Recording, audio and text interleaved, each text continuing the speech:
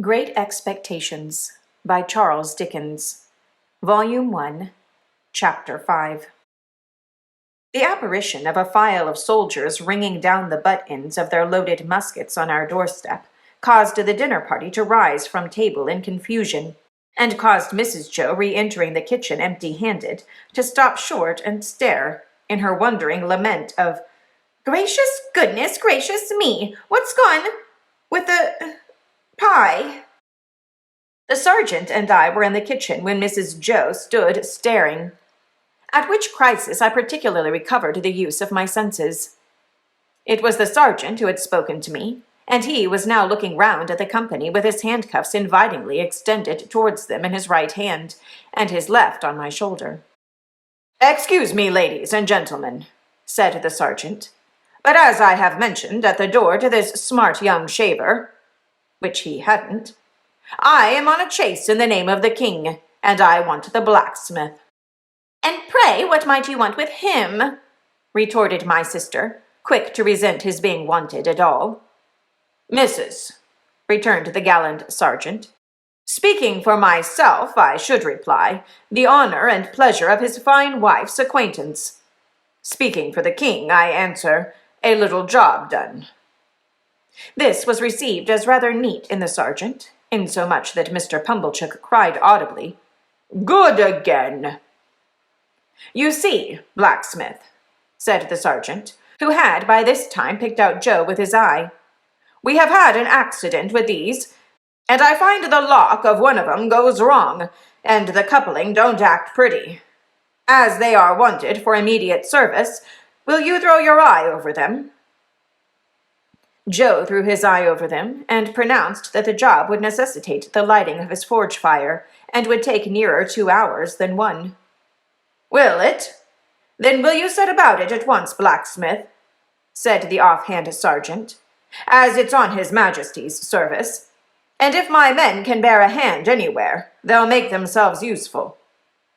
With that he called to his men, who came trooping into the kitchen one after another, and piled their arms in a corner, and then they stood about as soldiers do, now with their hands loosely clasped before them, now resting a knee or a shoulder, now easing a belt or a pouch, now opening the door to spit stiffly over their high stocks out into the yard. All these things I saw without then knowing that I saw them, for I was in an agony of apprehension, but beginning to perceive that the handcuffs were not for me, and that the military had so far got the better of the pie as to put it in the background, I collected a little more of my scattered wits. "Would you give me the time?" said the sergeant, addressing himself to Mr. Pumblechook as to a man whose appreciative powers justified the inference that he was equal to the time. "It's just gone 2:30. "That's not so bad," said the sergeant, reflecting. "Even if I was forced to halt here nigh 2 hours, that'll do. How far might you call yourselves from the marshes hereabouts? Not above a mile, I reckon." "Just a mile?" said Mrs. Joe. "That'll do. We begin to close in upon 'em about dusk. A little before dusk, my orders are. That'll do." "Convicts, sergeant?" asked Mr. Wopsle in a matter-of-course way. "Aye," returned the sergeant. "2.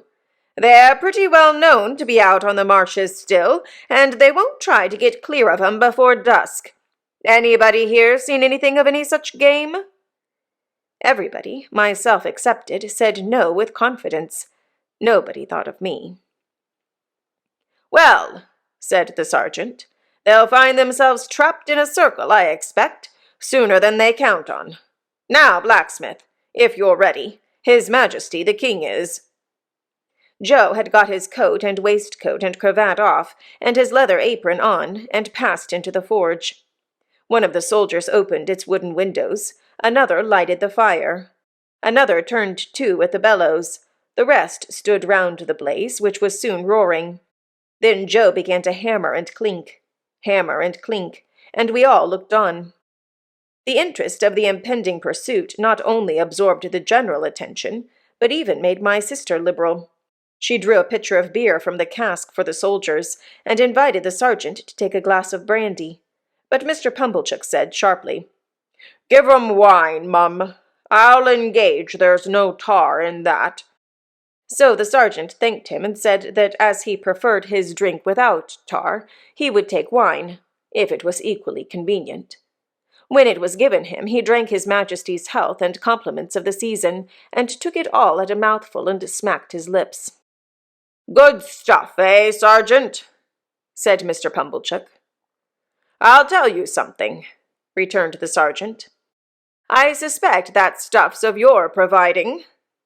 Mr. Pumblechook, with a fat sort of laugh, said, why?" "Because," returned the sergeant, clapping him on the shoulder, "you're a man that knows what's what." "D'ye think so?"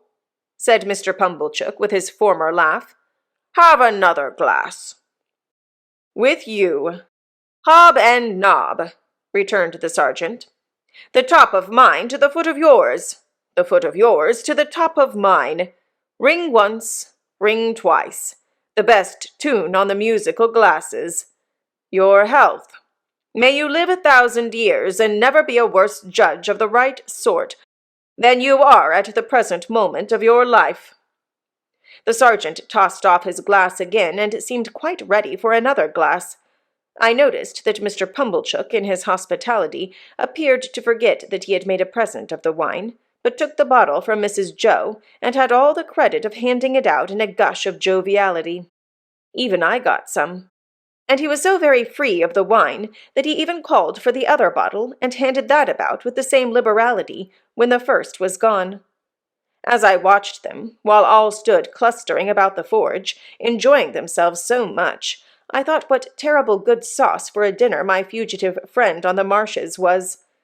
They had not enjoyed themselves a quarter so much before the entertainment was brightened with the excitement he furnished. And now, when they were all in lively anticipation of the 2 villains being taken, and when the bellows seemed to roar for the fugitives, the fire to flare for them, the smoke to hurry away in pursuit of them, Joe to hammer and clink for them, and all the murky shadows on the wall to shake at them in menace, as the blaze rose and sank and the red-hot sparks dropped and died, the pale afternoon outside almost seemed in my pitying young fancy to have turned pale on their account, poor wretches. At last Joe's job was done, and the ringing and roaring stopped. As Joe got on his coat, he mustered courage to propose that some of us should go down with the soldiers and see what came of the hunt. Mr. Pumblechook and Mr. Hubble declined, on the plea of a pipe and ladies' society. But Mr. Wopsle said he would go, if Joe would. Joe said he was agreeable, and would take me, if Mrs. Joe approved. We never should have got leave to go, I am sure, but for Mrs. Joe's curiosity to know all about it and how it ended. As it was, she merely stipulated, "If you bring the boy back with his head blown to bits by a musket, don't look to me to put it together again." The sergeant took a polite leave of the ladies and parted from Mr. Pumblechook as from a comrade, though I doubt if he were quite as fully sensible of that gentleman's merits under arid conditions as when something moist was going. His men resumed their muskets and fell in. Mr. Wopsle, Joe, and I received strict charge to keep in the rear, and to speak no word after we reached the marshes. When we were all out in the raw air and were steadily moving towards our business, I treasonably whispered to Joe, "I hope, Joe, we shan't find them." And Joe whispered to me, "I'd give a shilling if they had cut and run, Pip." We were joined by no stragglers from the village, for the weather was cold and threatening, the way dreary, the footing bad. Darkness coming on, and the people had good fires indoors and were keeping the day. A few faces hurried to glowing windows and looked after us, but none came out. We passed the finger-post, and held straight on to the churchyard. There we were stopped a few minutes by a signal from the sergeant's hand, while 2 or 3 of his men dispersed themselves among the graves, and also examined the porch. They came in again without finding anything, and then we struck out on the open marshes, through the gate at the side of the churchyard. A bitter sleet came rattling against us here on the east wind, and Joe took me on his back. Now that we were out upon the dismal wilderness, where they little thought I had been within 8 or 9 hours and had seen both men hiding, I considered for the first time, with great dread, if we should come upon them. Would my particular convict suppose that it was I who had brought the soldiers there? He had asked me if I was a deceiving imp, and he had said I should be a fierce young hound if I joined the hunt against him. Would he believe that I was both imp and hound in treacherous earnest, and had betrayed him? It was of no use asking myself this question now. There I was on Joe's back, and there was Joe beneath me, charging at the ditches like a hunter, and stimulating Mr. Wopsle not to tumble on his Roman nose and to keep up with us. The soldiers were in front of us, extended into a pretty wide line with an interval between man and man. We were taking the course I had begun with, and from which I had diverged in the mist. Either the mist was not out again yet, or the wind had dispelled it. Under the low red glare of sunset, the beacon and the gibbet, and the mound of the battery, and the opposite shore of the river were plain, though all of a watery lead color. With my heart thumping like a blacksmith at Joe's broad shoulder, I looked all about for any sign of the convicts. I could see none. I could hear none. Mr. Wopsle had greatly alarmed me more than once by his blowing and hard breathing. But I knew the sounds by this time, and could dissociate them from the object of pursuit. I got a dreadful start when I thought I heard the file still going. But it was only a sheep bell.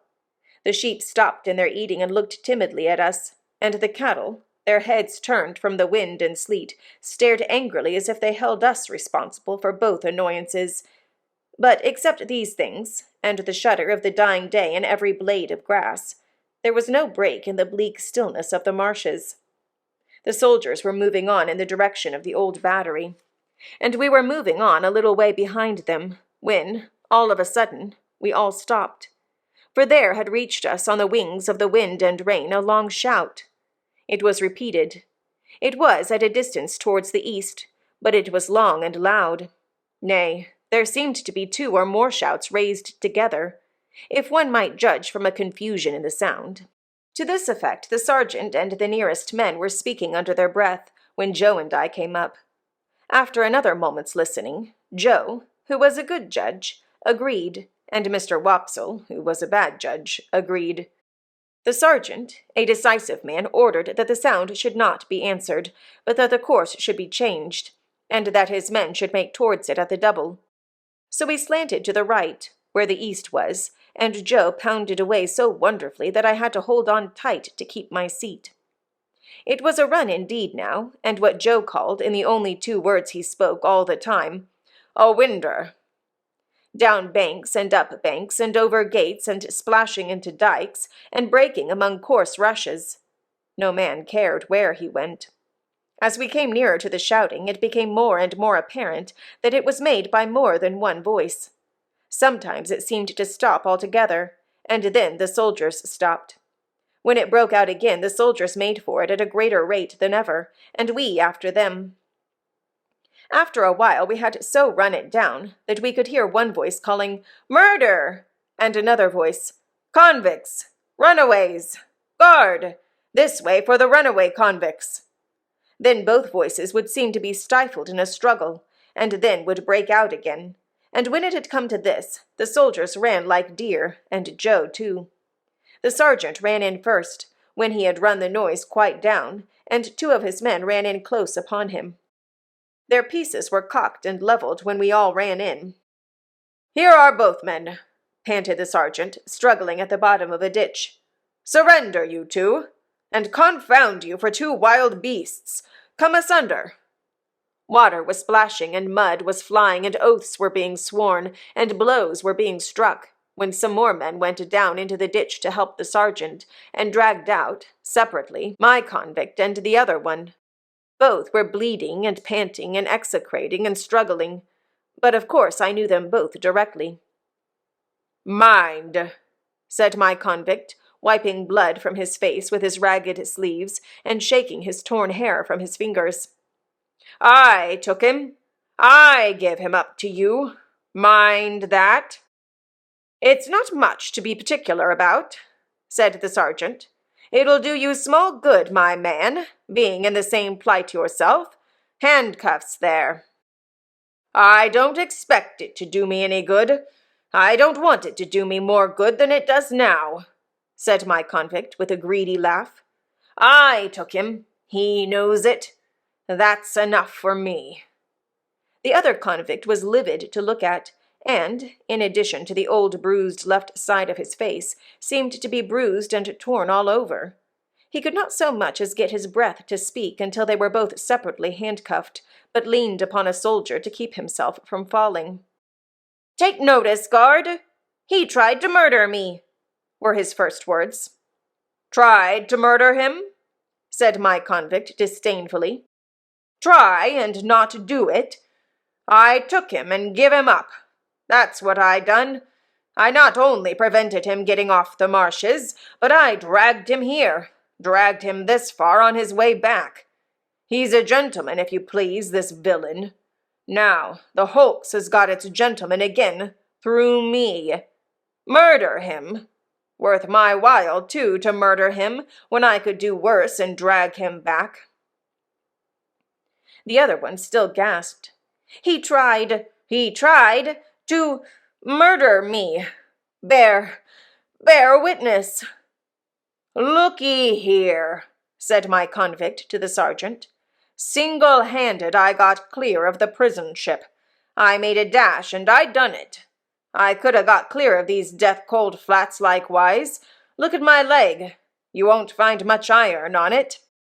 If I hadn't made discovery that he was here, let him go free, let him profit by the means as I found out, let him make a tool of me afresh and again, once more. No, no, no. If I had died at the bottom there," and he made an emphatic swing at the ditch with his manacled hands, "I'd have held to him with that grip, that you should have been safe to find him in my hold." The other fugitive, who was evidently in extreme horror of his companion, retreated. "He tried to murder me. I should have been a dead man if you had not come up." "He lied," said my convict with fierce energy. "He's a liar born, and he'll die a liar. Look at his face. Ain't it written there? Let him turn those eyes of his on me. I defy him to do it." The other, with an effort at a scornful smile, which could not, however, collect the nervous working of his mouth into any set expression, looked at the soldiers, and looked about at the marshes and at the sky, but certainly did not look at the speaker. "Do you see him?" pursued my convict. "Do you see what a villain he is? Do you see those groveling and wandering eyes? That's how he looked when we were tried together. He never looked at me." The other, always working and working his dry lips and turning his eyes restlessly about far and near, did at last turn them for a moment on the speaker, with the words, "You are not much to look at," and with a half-taunting glance at the bound hands. At that point my convict became so frantically exasperated that he would have rushed upon him but for the interposition of the soldiers. "Didn't I tell you," said the other convict then, "that he would murder me if he could?" And anyone could see that he shook with fear, and that there broke out upon his lips curious white flakes like thin snow. "Enough of this parley," said the sergeant. "Light those torches."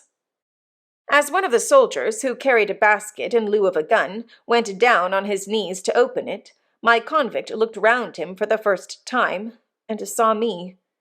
I had alighted from Joe's back on the brink of the ditch when we came up, and had not moved since. I looked at him eagerly when he looked at me, and slightly moved my hands and shook my head. I had been waiting for him to see me, that I might try to assure him of my innocence. It was not at all expressed to me that he even comprehended my intention, for he gave me a look that I did not understand, and it all passed in a moment. But if he had looked at me for an hour or for a day, I could not have remembered his face ever afterwards as having been more attentive. The soldier with the basket soon got a light, and lighted 3 or 4 torches, and took one himself and distributed the others. It had been almost dark before, but now it seemed quite dark, and soon afterwards very dark. Before we departed from that spot, 4 soldiers standing in a ring fired twice into the air. Presently we saw other torches kindled at some distance behind us, and others on the marshes on the opposite bank of the river. "All right," said the sergeant. "March." We had not gone far when 3 cannon were fired ahead of us with a sound that seemed to burst something inside my ear. "You are expected on board," said the sergeant to my convict. "They know you are coming. Don't straggle, my man. Close up here." The 2 were kept apart, and each walked surrounded by a separate guard. I had hold of Joe's hand now, and Joe carried one of the torches. Mr. Wopsle had been for going back, but Joe was resolved to see it out, so we went on with the party. There was a reasonably good path now, mostly on the edge of the river, with a divergence here and there where a dike came, with a miniature windmill on it and a muddy sluice gate. When I looked round, I could see the other lights coming in after us. The torches we carried dropped great blotches of fire upon the track, and I could see those, too, lying smoking and flaring. I could see nothing else but black darkness. Our lights warmed the air about us with their pitchy blaze, and the 2 prisoners seemed rather to like that, as they limped along in the midst of the muskets. We could not go fast because of their lameness, and they were so spent that 2 or 3 times we had to halt while they rested. After an hour or so of this traveling, we came to a rough wooden hut and a landing place. There was a guard in the hut, and they challenged, and the sergeant answered. Then we went into the hut, where there was a smell of tobacco and whitewash, and a bright fire, and a lamp, and a stand of muskets, and a drum, and a low wooden bedstead, like an overgrown mangle without the machinery, capable of holding about a dozen soldiers all at once. 3 or 4 soldiers who lay upon it in their great coats were not much interested in us, but just lifted their heads and took a sleepy stare, and then lay down again. The sergeant made some kind of report, and some entry in a book, and then the convict whom I called the other convict was drafted off with his guard to go on board first. My convict never looked at me, except that once. While we stood in the hut, he stood before the fire looking thoughtfully at it, or putting up his feet by turns upon the hob, and looking thoughtfully at them as if he pitied them for their recent adventures. Suddenly he turned to the sergeant and remarked, "I wish to say something respecting this escape. It may prevent some persons laying under suspicion a longer me." "You can say what you like," returned the sergeant, standing coolly looking at him with his arms folded. "But you have no call to say it here. You'll have opportunity enough to say about it and hear about it before it's done with, you know." "I know, but this is another pint, a separate matter. A man can't starve, at least I can't. I took some wittles, up at the village over yonder, where the church stands a'most out on the marshes." "You mean stole?" said the sergeant. "And I'll tell you where from the blacksmith's." "Halloa," said the sergeant, staring at Joe. "Halloa, Pip," said Joe, staring at me. "It was some broken wittles, that's what it was, and a dram of liquor, and a pie." "Have you happened to miss such an article as a pie, blacksmith?" asked the sergeant confidentially. "My wife did at the very moment when you came in. Don't you know, Pip?" "So," said my convict, turning his eyes on Joe in a moody manner, and without the least glance at me. "So you're the blacksmith, are you? Then I'm sorry to say I've eat your pie." "God knows you're welcome to it, so far as it were ever mine," returned Joe, with a saving remembrance of Mrs. Joe. "We don't know what you have done, but we wouldn't have you starved to death for it, poor miserable fellow creature. Would us, Pip?" The something that I had noticed before clicked in the man's throat again, and he turned his back. The boat had returned, and his guard were ready, so we followed him to the landing place made of rough stakes and stones, and saw him put into the boat, which was rowed by a crew of convicts like himself. No one seemed surprised to see him, or interested in seeing him, or glad to see him, or sorry to see him, or spoke a word except that somebody in the boat growled as if to dogs, "Give way, you!" which was the signal for the dip of the oars. By the light of the torches we saw the black hulk lying out a little way from the mud of the shore, like a wicked Noah's Ark.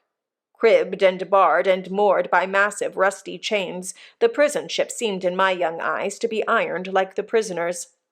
We saw the boat go alongside, and we saw him taken up the side and disappear. Then the ends of the torches were flung hissing into the water and went out, as if it were all over with him.